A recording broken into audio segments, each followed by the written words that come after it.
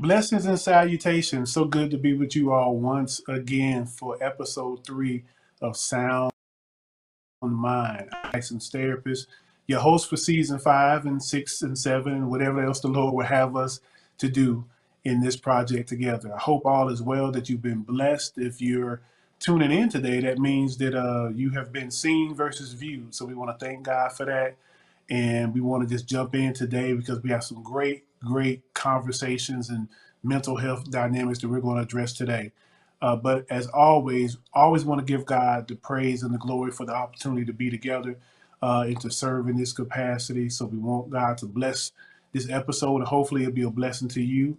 I'm extremely excited to share today on today's subject matter. But before we get started with today's subject matter, we want to make sure that we're doing our homework. So on last week in episode 2, we talked about moving past irrationality, or the rationalities of irrationalities, where we talked about the difference between distrust, paranoia, suspicions, and how do you navigate through those by utilizing discernment. So please make sure that you did your homework, because here at Sound Mind and on Hope TV, we're not just here for conversation, we're here for conversion. But another part that's important about conversion is conviction. If you feel convicted, I always tell my population that I work with in therapy, conviction is an indication that there is something either right that we should continue doing, or maybe there's something not so right that we need to address and look at. So hopefully and prayerfully through our content through this season, you'll receive the conviction that will lead to conversion because you've had conversation. Okay. All right. So let's dive right on in. So I am so excited about this particular episode's content, because today we're going to be talking about the psychology of lust versus love. Okay. This one hits kind of different, as they say in urban pop culture, as I like to say. This one hits a little different because a lot of times in my practice over 25 years, a lot of people come to me concerning feelings and emotions regarding love and understanding of love, and when there's been a breakdown in love. There's a lot of love questions and a lot of love inquiries, self-love, and how do we love in a healthy way. So what we want to do is we want to address the psychology of lust versus love, because there is some strong differentiation between the two. And so what we're going to do is, because this is a very padded conversation. So what we're going to do is, in this episode, we're going to talk about the lust characteristics. And then in the next episode, we're going to talk about the love characteristics. And we're going to do a comparison and contrast, because what I want to make sure is that we have an understanding of what these dynamics are. So I don't want to rush it. I want to give it to you slow, and I want you to be able to absorb it and really be able to look at yourself. Now, one thing that I want to say as well, when I was reviewing the literature for this particular episode, and I was doing my research over just different case studies over the years, I thought about something that is written in Ecclesiastes rather 1:18. I want to recite that scripture to you, because you'll find yourself experiencing this as you go deeper and deeper this season in Sound Mind. And what Ecclesiastes 1:18 says is, "For with much wisdom is much sorrow. As knowledge increases, grief increases as well." And the reason why I wanted to bring that into our conversation today is that a lot of times in therapy, when I'm working with my patient population and when I'm doing the research, a lot of what I see sometimes literally it grieves me, but not from a place of sadness, but sometimes from a place of heaviness, because I'm able to see how wrong we've been doing things as a people, how wrong we've been doing things as human beings. Oftentimes, I'll share with my wife in my innermost conversations with her that because I believe in blending the sacred with the secular, because I believe in theology um, um, influencing psychology, a lot of times when I look at my cross references between what God words says with the clinical modalities and theories that I utilize, there's a heaviness that tends to happen, because I realize that we have been living wrong in so many ways in our personal relationships, our spiritual relationships, our marriages. Sometimes it just gets heavy on me, because I realized that we've just been doing it wrong, and we've been shorting ourselves out of the blessings of what relationships are supposed to be and the promises of God's blessings. And so I thought about that scripture and wanted to share that, because as you learn more and you begin to reflect in your own life, you're going to probably experience that heaviness as well. As you're going to look at yourself and say, possibly, I've been doing this wrong for a long time. But the reason why we're here is to have these conversations that again leads to conviction, which leads to conversion. So I just wanted to highlight that, because that way I don't want you thinking that, something's going on, something's wrong. No, that's an indication that everything is right. Because with that increase in knowledge, we're going to be grieved in a good way, because it's going to make us want to move and do some things. Okay. So now that we got that out the way, now that I've done my disclosure, I want to hop right on into this psychology of lust versus love. And this is the lust edition. Okay. Before I start, I want to lay the backdrop as far as biblical references, because we always want to set the foundation from a biblical, and then we're going to tie together the clinical therapeutic aspect after we, of course, put everything in order. And what I want to reference is 1 John 2:16, okay? 1 John chapter 2, verse 16.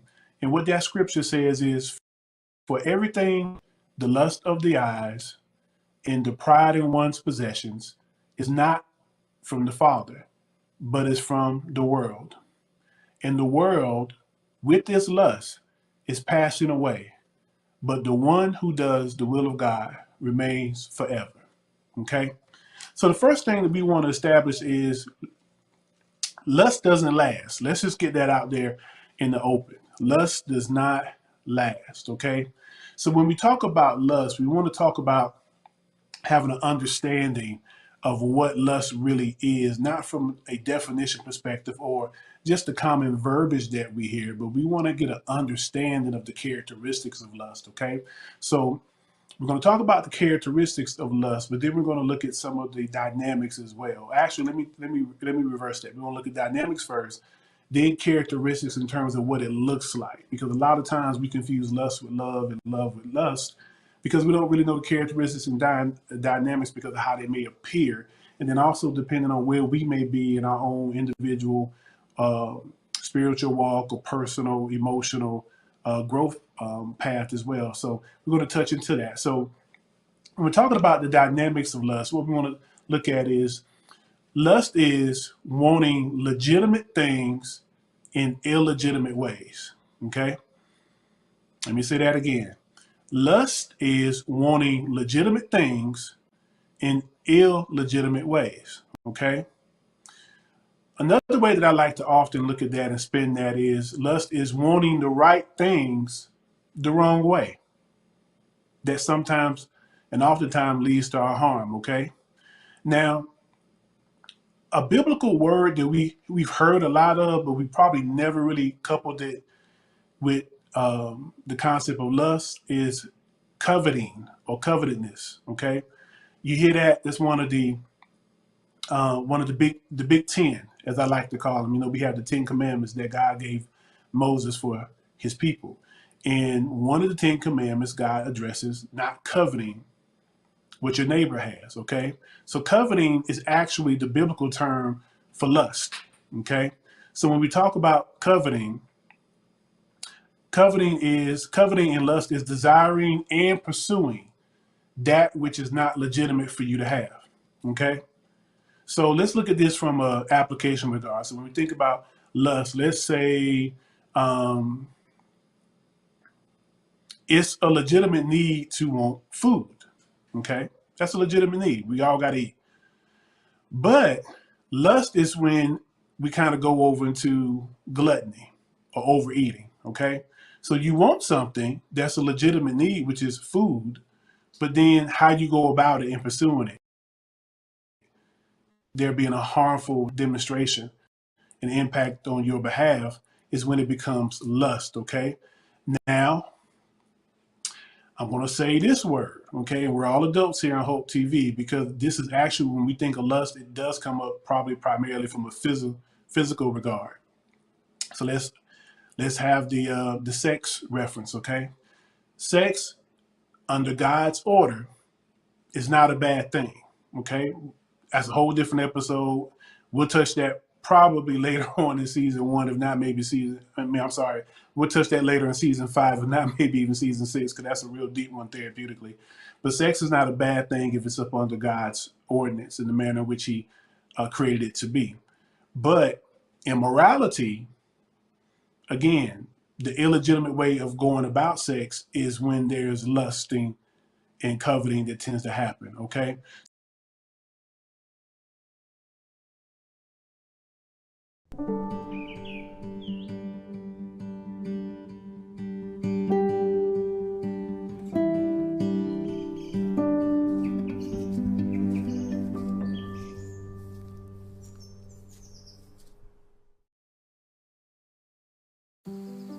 Hey, Dad. I need your help asking Jessica to prom. Of course. Love is like the ocean. You have to tread the Oh, waters. Dad, that's not the kind of help I needed. Hey, Jessica.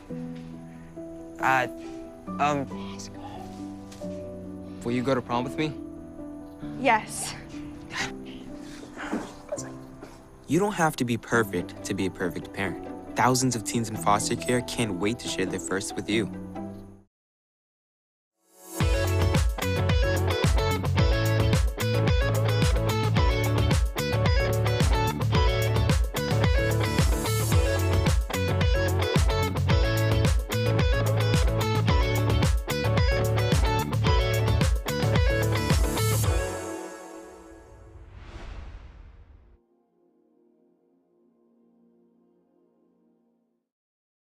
So again, we're talking about legitimate things that are understandable to have and that God wants us to have, but when we go about achieving it in illegitimate ways to the point that it can cause harm or disruption or even destruction, that's when it becomes a matter of lusting. Okay, so I wanted to kind of give us the backdrop in that because I wanted you to understand what we're talking about here. Because a lot of times when people hear the term lust, it's like, oh no, I'm not lusting. It's not in my spirit, because you think about it in an extreme way.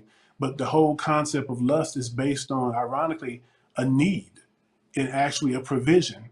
But it's all about how we execute the provision that tends to differentiate how lust is either being rejected or even how it's being implemented or introduced into our lives, or how we may even implement it and introduce it in the lives of others. Okay, so that was important for us to understand those particular dynamics of lust. Okay, so what I did was I looked at the characteristics. I thought about, the sessions that I've had where I've dealt with individuals who may have had an eating disorder, individuals that may have had obsessive compulsive disorder, those that may have had generalized anxiety challenges, those that have had relationship issues as far as infidelity, those who have had issues with just a myriad of different dynamics where it appeared that lust was really the undergirding of what they were experiencing from a mental health regard.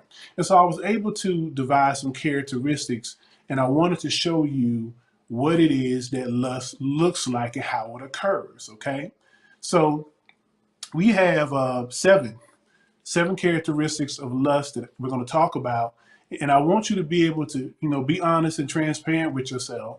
And I want you to ask, as I go over each characteristics, I want you to ask 2 questions. I want you to ask, when have I actually demonstrated that particular characteristic? Or when have I had that feeling that it was being done to me? So those are 2 questions that we want to ask with each characteristics, because we want to make certain that we're doing the work. Okay, like I always say to my population when they come to see me for therapy, your treatment is only as effective as your truth. Okay, if you're not honest and forthcoming with your treatment, I'm going to be pretty limited in what I can do in that aspect. So we want to be honest and transparent with our truth when it comes to this particular dynamic, because we really want to understand lust and the subtleties of it and how we can counter it, so that we can be able to recognize when it occurs, or even when we're demonstrating it to others, because we want to make room for love, because love is where it's at. That's what we want. Okay. All right. So the first characteristic of lust is being impulsive. Okay. When you think about lust and the dynamics that lust tends to manifest itself from a characteristic regard. Impulsiveness is a lot of the times what I've seen. Okay, think about when ladies, when you wanted that handbag, or you wanted them shoes, and you just had to have it. You just had to have it, and you didn't think about it. It was like, I want it, so you made an impulsive buy. Or sometimes, we hide it under the label of retail therapy. Now, as educated as I am, I've never seen a program for retail therapy, but I love the way that we put that twist on it.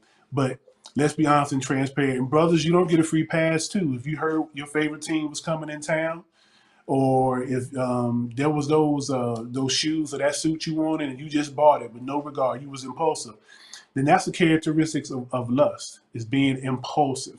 Now, if you want to apply that from a physicality regard, a lot of times when we look at lust and how it appears physically, oftentimes it's very impulsive, okay? Very impulsive. So impulsivity, being impulsive, is a characteristic of lust, okay? So ask ourselves the question, when have I actually acted in an impulsive way? Okay? And only you can answer that. But then also ask the question, when have I felt as if somebody was dealing with me impulsively? Okay? So that could be a reflection of some possible lust occurrences in our life as far as that's concerned, okay? All right, the second characteristic is reckless, okay? Lust has a reckless component to it, because when lust shows up, a lot of times we throw all caution out the window. We don't think about long-term consequences.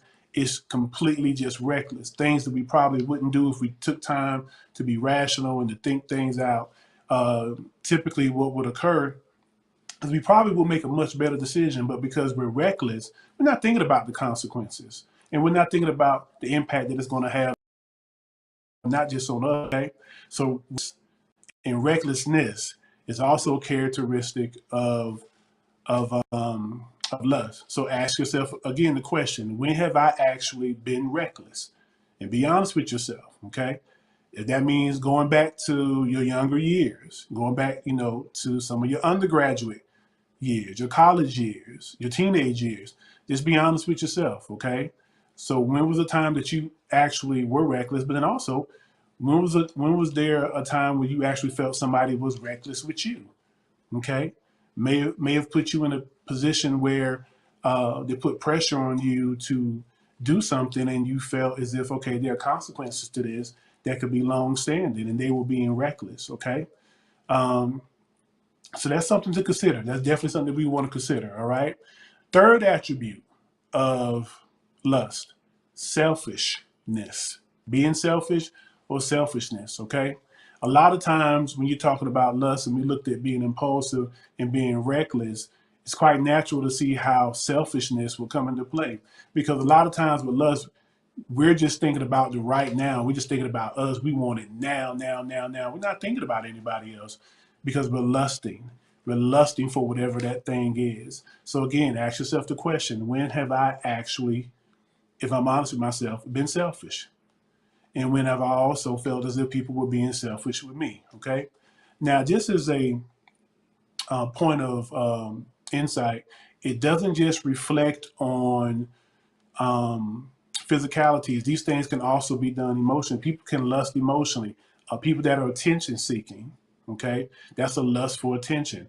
People that have a hard time listening to folk, that could be a lust for control. So it's just so many different ways that lust can manifest itself. It's not just physical. It can definitely be emotional, mental, and it can be spiritual. It can be spiritual, okay? So I just want to put that out there because I don't want you to limit yourself in terms of your overall insight of the information, how we can apply this to move to higher ground and to having the sound mind that we are pursuing, okay? Now, the fourth of lust is momentarily, okay? A lot of times when you're talking about lust, it is right there in the moment. All it cares about is that moment, being momentarily focused. It doesn't think about the past. It doesn't think about the future. It's just in that moment. It's funny because we live in a culture where oftentimes you hear people say, you only live once. You're only gonna, you want to get one trip and, live life to its fullest. Well, I hear that and I can appreciate that in theory, but you make the wrong decision. And it doesn't feel like you just have one trip, on this life. You can feel as if you're living many punishments because of the decisions that we make because we're not exercising good judgment and we're operating from a spirit of lust. So lust has a momentarily focused agenda. It's not thinking about the past or the present. So again, let's ask ourselves the question: when have I actually operated in the moment without any regard to the past or the future? Or when have I felt like somebody dealt with me in the moment? Okay. And that can be applied in a lot of ways. One thing that comes to my mind is sometimes when you get a person that calls you for a sales call, and after you have kindly told them that you were interested, they just felt as if that moment, they just had to capitalize on that moment. And as a result, they would demonstrate some of these other characteristics, the impulsiveness and the selfishness of wanting to take that moment because they were lusting for that next sale or that next commission. Okay. So just again, be mindful of not just internal applications, but also external as well. Okay. All right. So the fifth characteristic, okay, lust is impossible to feel. And when I say feel, I mean FILL. Lust is impossible to feel. You never get enough.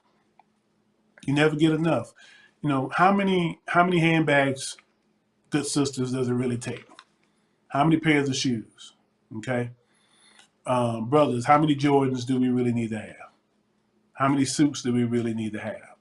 When you out there, we just bought it. Well, it was on sale and I had to have them. And, it was on sale and, it was a limited edition. But you got 40 sitting at home. Like really, it's impossible to feel. So that's what we look at when we look at lust. It's never enough. It's never enough. And that's always a very, very careful place that we have to tread, because when something is never enough, that means we're always searching for something. Okay. So when you look at things from a lust regard, it's going to have that feeling of it's impossible to feel because there's a lack of something. And, we got to figure out what that is. And, of course, we could do that in therapy. If you see that, no matter how much you have, it's never enough. Maybe we don't have the emotional or spiritual maturity to be able to be thankful to the point where we say, okay, I got more than enough. I got more than enough. And I'm more than at peace with what I do have. So that's a characteristic as well. That's the fifth characteristic. And again, asking ourselves the question, when have I actually felt as if something was impossible to feel? So when did I feel like I just couldn't get enough of it? Doesn't mean, you maybe have something once or twice and that's just it. But when you start manifesting your life patterns to feel something at no regard for in no regard for the consequences or the impact, that means it's impossible for you to feel. So you may want to see either myself or one of my peers about that, because we want to see what's at the core of that impossibility to feel. Okay. But then also, when have I felt that it was impossible to feel whatever it was that those that I'm in relationship with may need? Sometimes we may feel as if it's impossible to please a parent. It's impossible to do enough for our spouse or our mate. And that's after we put forth good effort. So I don't want you all going to your parents or to your mate and saying, well, I heard on Sound Mind, the therapist said that you're impossible to feel. No, this is if you put forth the effort. Okay. So if you put forth the effort considerably and consistently, and it seems to not move the needle, then you probably need to come see myself or one of my peers, and let's have that conversation one-on-one therapeutically. Or maybe you need to bring your mate, your spouse, or your parents in. Okay. So nobody's above reproach when we look at any of these. So it's just a matter of all the different ways that we could apply it, because we definitely want to be convicted to have that conversion in our life. Okay.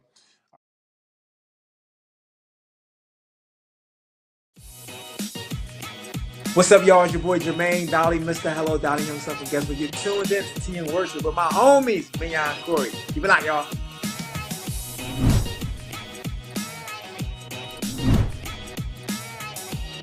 Hey y'all, it's Candy West, and you're watching Tea and Worship with Mignon and Corey.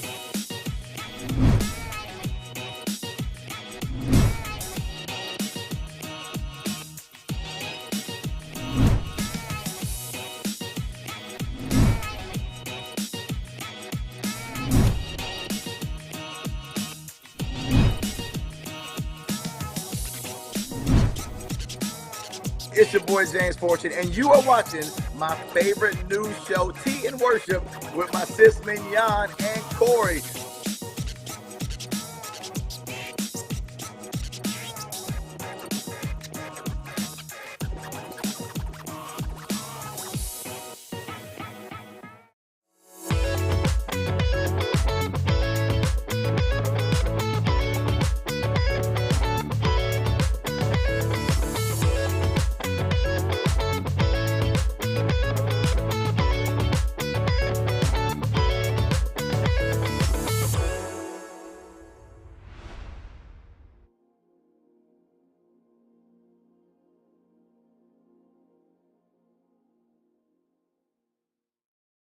So the sixth characteristic is chaotic. Lust has a chaotic demographic to it, okay?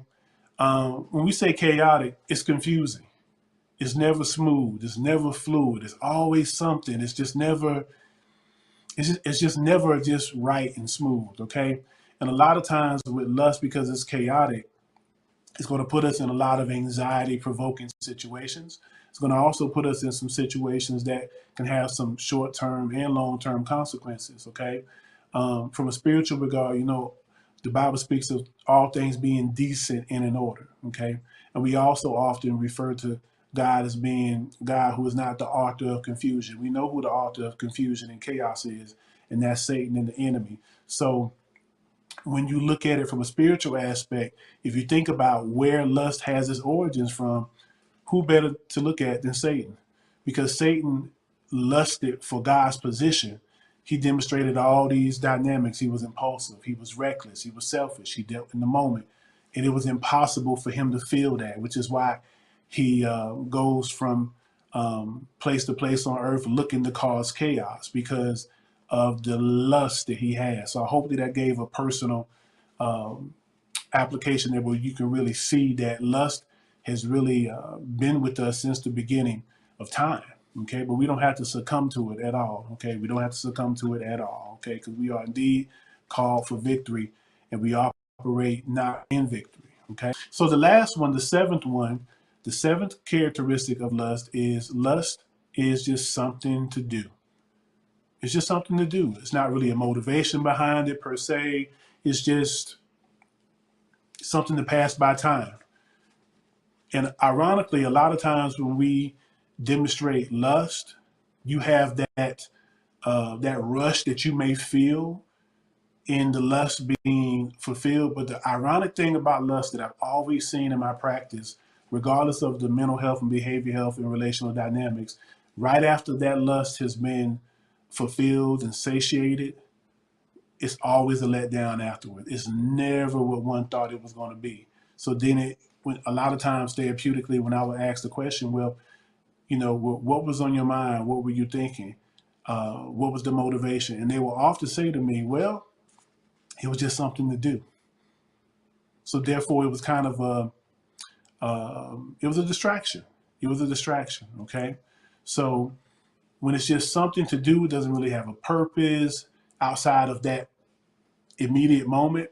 That's often a characteristic that you'll see when it comes to lust and dealing with lust accordingly as far as that's concerned. So again, through all of these seven characteristics, we want to again ask the question, when have I actually, and whatever that characteristic is, and then also the second part of the question is, when have I felt that that was done to me? So the good thing in this is that I want us to be able to really look at lust in terms of what we have pushed on people, what we have taken people through, but then also what's been done to us. Because I want us to be able to look at our entire circle and our entire circumference and really get an understanding for lust and the psychology behind it so that we can be more active and intentional in having a life that's based on the principles of love and solid relationships and meaningful relationships that reciprocate good blessing into our lives, and then what we can do in the lives of others. Okay, so it's in summation. Here's basically what lust does. Lust basically says, "I just want a moment."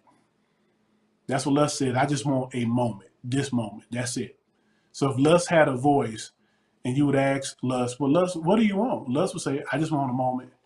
I don't want you long term. I don't want to be invested. I don't want any responsibility, and I don't want any accountability. I simply just want a moment." Okay, so that's what lust would say. So, and this is something that I actually said to the husbands that I work with, but I took it and I expanded it outward so it could be applicable to everyone. And here's what I want us to understand as we wrap up the lust edition of the psychology of lust versus love, is that the manner matters, reflects whether we are operating in lust or are we operating in love. And let me say that again. The manner in which we approach matters, will reflect whether we are operating in lust or love.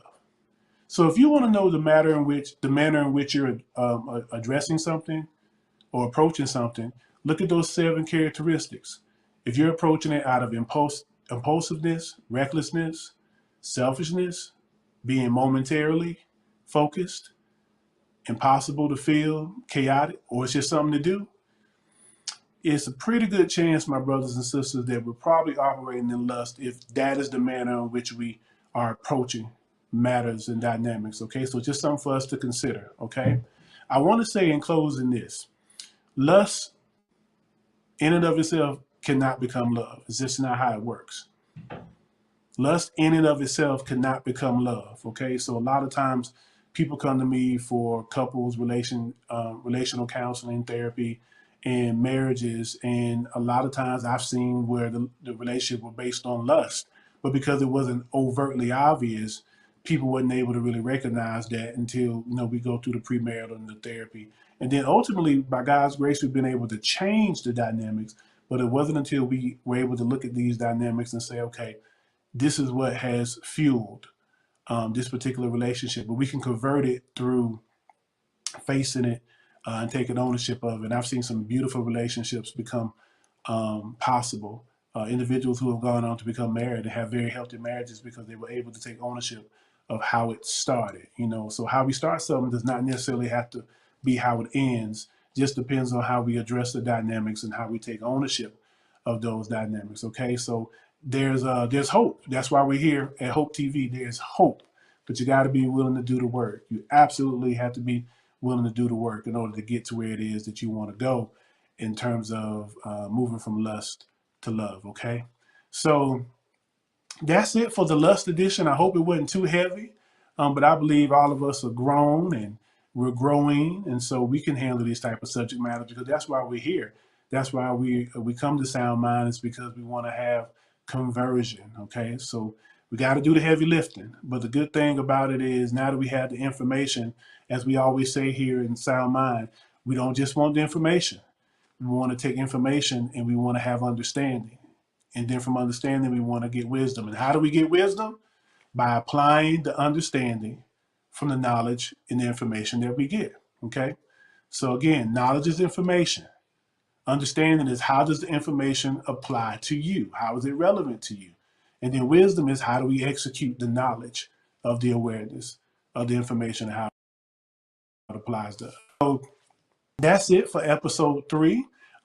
Next episode, we'll be doing the psychology of lust versus love, and we'll be functioning from the perspective of the love side of it. Okay, so don't think because it's love that it's going to be easy skating, because love comes with a whole different level of obligations and a whole different charge, because we look at it not from the world's concept, but really from God's perspective. And that is another one of those things that sometimes has grieved me spiritually, is because when I became aware with the biblical evidence of what God really calls love and what it calls us to do, it's heavy, because it lets me know that we've been loving wrong. We've been loving each other wrong. We've been loving our wives and husbands wrong. We've been loving our children wrong. We've just been loving wrong.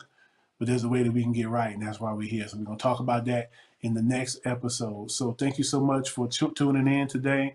I pray as always that the Lord bless you and keep you, that he make his face shine upon you and be gracious unto you, that he return his loving smile and countenance towards you, that he will bless you when you're going out and coming in, and that he will give you shalom peace, that he will bless you to be at peace with him, also to be at peace with others, but equally as important, for you to be at peace with yourself. I'm Jay Gideon Winfrey, licensed therapist. This has been another episode of Sound Mind. And remember, your theology guiding your psychology leads to sound doctrine, and sound doctrine leads to a sound mind. We'll see you next episode. We love you. Take care. God bless.